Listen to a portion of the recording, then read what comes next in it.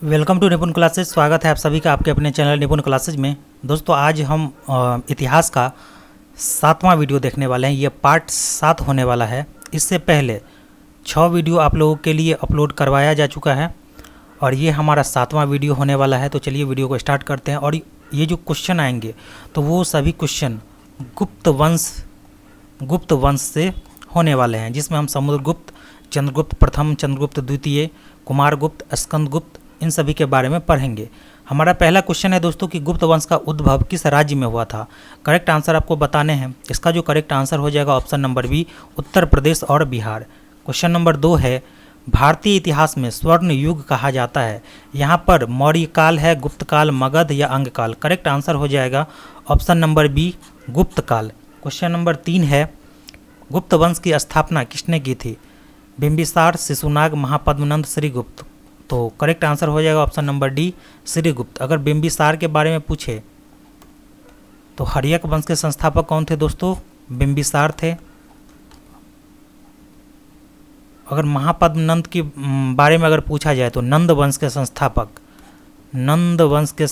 कौन थे, तो महापद्मनंद थे। क्वेश्चन नंबर 4 है, गुप्त वंश का प्रथम स्वतंत्र शासक माना जाता है। चंद्रगुप्त प्रथम, द्वितीय, समुद्रगुप्त या फिर कुमारगुप्त। करेक्ट आंसर हो जाएगा चंद्रगुप्त प्रथम। समुद्रगुप्त के बारे में अगर पूछे दोस्तों तो इसे भारत का नेपोलियन कहा जाता है। भारत का नेपोलियन कहा जाता है समुद्रगुप्त को। कुमारगुप्त के बारे में पूछे तो नालंदा विश्वविद्यालय के संस्थापक माने जाते हैं। कौन? नालंदा विश्वविद्यालय के संस्थापक थे कुमारगुप्त।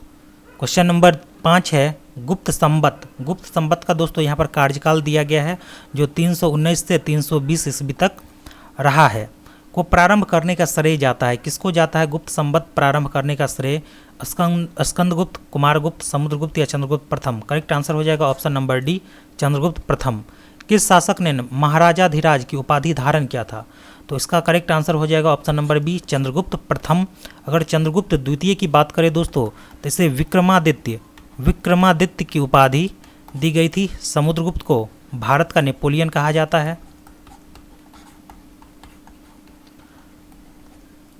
क्वेश्चन नंबर 7 है, चंद्रगुप्त प्रथम का विवाह किनसे हुआ था? यशोधरा, कुमारदेवी, चंदना, पद्मावत। करेक्ट आंसर हो जाएगा option number B, Kumaradevi. Question number 8 है, किस शासक ने सोने के सिक्के चलवाए? कुषाण, चंद्रगुप्त प्रथम, समुद्रगुप्त या चंद्रगुप्त द्वितीय। तो इसका करेक्ट आंसर आपको बताना है। तो इसका जो करेक्ट आंसर हो जाएगा दोस्तों ऑप्शन नंबर बी। लेकिन यहाँ पर है कि किस शासक ने सोने के सिक्के चलाए, तो ये तो चंद्रगुप्त प्रथम हो जाएगा। लेकिन सर्वप्रथम किसने सोने के सिक्के जारी किए? तो वो कुषाणों ने जारी किए थे।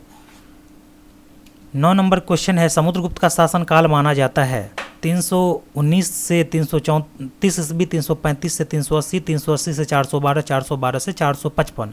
करेक्ट आंसर आपको बताने हैं कि इसका करेक्ट आंसर दोस्तों क्या होगा। तो सबसे पहले देख लेते हैं कि 319 से 334 तक किसका कार्यकाल रहा था? तो यह रहा था चंद्रगुप्त प्रथम का। चंद्रगुप्त प्रथम का कार्यकाल रहा था दोस्तों 319 से 334। अगर समुद्रगुप्त की बात करें तो समुद्रगुप्त का जो कार्यकाल था वो 335 से 380 ईस्वी तक माना जाता है। अगर 380 से 412 पूछे कि ये किसका कार्यकाल रहा था, तो ये चंद्रगुप्त द्वितीय का कार्यकाल रहा था दोस्तों।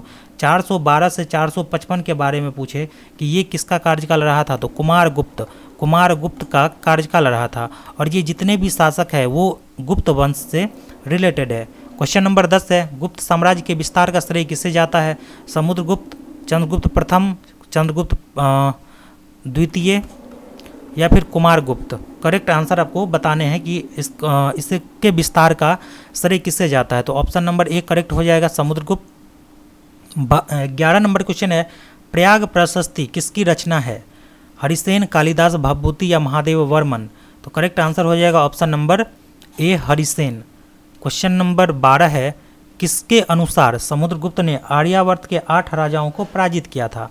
प्रयाग प्रशस्ति के अनुसार, गीता के अनुसार, रामायण के अनुसार, वेद के अनुसार। करेक्ट आंसर हो जाएगा ऑप्शन नंबर ए, प्रयाग प्रशस्ति के अनुसार। दोस्तों वेद के बारे में पूछे, वेद कितने हैं? 4 है, ऋग्वेद, यजुर्वेद, सामवेद, अथर्ववेद। ऋग्वेद में कितने मंडल है दोस्तों? तो 10 मंडल है।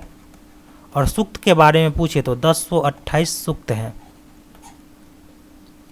क्वेश्चन नंबर 13 है, भारत का नेपोलियन किसे कहा जाता है? कालिदास, नागार्जुन, समुद्रगुप्त या चंद्रगुप्त प्रथम? करेक्ट आंसर हो जाएगा समुद्रगुप्त। समुद्रगुप्त को भारत का नेपोलियन कहा जाता है। अगर कालिदास के बारे में पूछे तो भारत का शेक्सपियर कहा जाता है कालिदास को। भारत का शेक्सपियर कहा जाता है कालिदास को। और भारत का आइंस्टाइन दोस्तों नागार्जुन को कहा जाता है। अगर चंद्रगुप्त प्रथम के बारे में पूछे तो इसे महाराजा धीराज की उपाधि प्रदान की गई थी।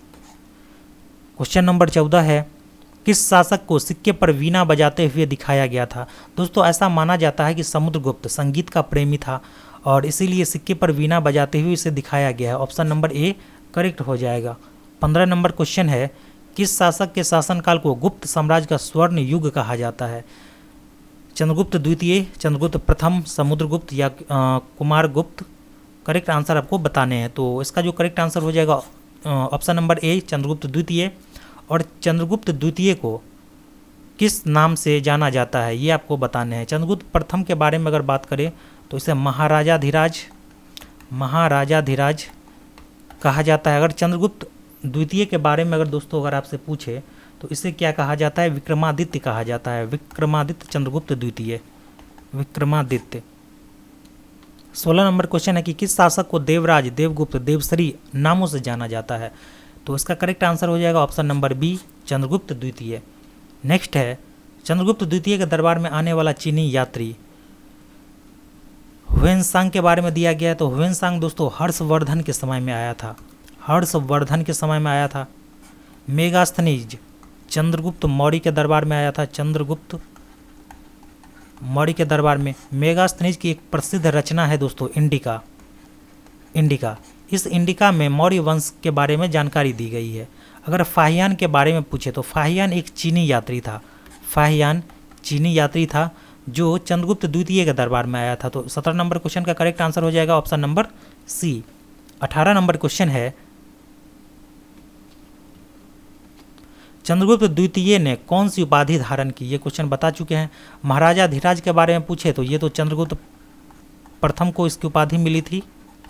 चंद्रगुप्त द्वितीय के बारे में पूछा गया है तो विक्रमादित्य की उपाधि दोस्तों इसे दिया गया था। अगर आपसे पूछे अमित्रघात के बारे में, अमित्रघात की उपाधि दोस्तों किसे दी गई थी? ये बिंदुसार को दिया गया था। बिंदुसार को अमित्रघात के नाम से जानते हैं। क्वेश्चन नंबर 19 है, किसके दरबार में 9 रत्न रहते थे? समुद्रगुप्त, कुमारगुप्त, चंद्रगुप्त प्रथम या चंद्रगुप्त द्वितीय? करेक्ट आंसर इसका हो जाएगा चंद्रगुप्त द्वितीय। 20 नंबर क्वेश्चन है, अभिज्ञान शकुंतलम किसकी प्रसिद्ध रचना है? दोस्तों ये कालिदास की प्रसिद्ध रचना है। अगर महादेवी वर्मा के प्रसिद्ध रचना के बारे में पूछे तो इनकी एक प्रसिद्ध रचना है यामा के रचयिता कौन है? महादेवी वर्मा। वात्स्यायन दिया गया है दोस्तों, तो इनकी प्रसिद्ध रचना कामसूत्र है। और R.K. नारायण का एक फेमस पुस्तक है जिसका नाम है द गाइड। तो इन तमाम बातों को आप लोग याद रखेंगे। क्वेश्चन नंबर 21 है, नालंदा विश्वविद्यालय की स्थापना किसने की थी? कुमारगुप्त, स्कंदगुप्त, विक्रमादित्य और समुद्रगुप्त? करेक्ट आंसर हो जाएगा ऑप्शन नंबर ए कुमारगुप्त। नालंदा विश्वविद्यालय के बारे में दोस्तों भी पूछे कहाँ स्थित है तो वो बिहार में स्थित है। क्वेश्चन नंबर 22 है, यहाँ पर दोस्तों स्कंदगुप्त के बारे में सभी बातें एक एक करके दी गई है। सबसे पहले देख लेते हैं कि स्कंदगुप्त का कार्यकाल क्या रहा था। तो यहाँ पर देख सकते हैं दोस्तों कि स्कंदगुप्त का जो कार्यकाल रहा था वो 455 ईस्वी से लेकर 467 ईस्वी तक रहा था। स्कंदगुप्त कुमारगुप्त का पुत्र था। स्कंदगुप्त के बारे में दोस्तों पूछा जाए कि किसका पुत्र था तो उसका आंसर हो जाएगा कुमारगुप्त। स्कंदगुप्त ने भारत पर हूनों के आक्रमण को रोका। जब हून भारत पर आक्रमण करने वाले थे तो उसको किसने रोका था दोस्तों? स्कंदगुप्त ने ही रोका था। स्कंदगुप्त किसका उपासक था? तो वो भगवान विष्णु के उपासक थे। स्कंदगुप्त ने सुदर्शन झील का निर्माण करवाया। अगर आपसे पूछे कि सुदर्शन झील का कायाकल्प या निर्माण किसने करवाया तो करेक्ट आंसर हो जाएगा स्कंदगुप्त।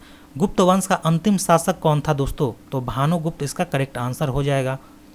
और गुप्त वंश के संस्थापक कौन थे? संस्थापक के बारे में अगर आपसे पूछे तो श्रीगुप्त इसका करेक्ट आंसर हो जाएगा। स्कंदगुप्त के शासनकाल में सती प्रथा का प्रथम साक्ष्य मिलता है। सती प्रथा का प्रथम साक्ष्य किसके शासनकाल में मिलता है दोस्तों? स्कंद गुप्त के शासनकाल में। और सती प्रथा का जो उल्लेख है वो एरन अभिलेख से मिलता है। ये था दोस्तों गुप्त वंश से रिलेटेड सभी क्वेश्चन। आई होप वीडियो आपको पसंद आई होगी। मिलेंगे नेक्स्ट वीडियो में। जय हिंद।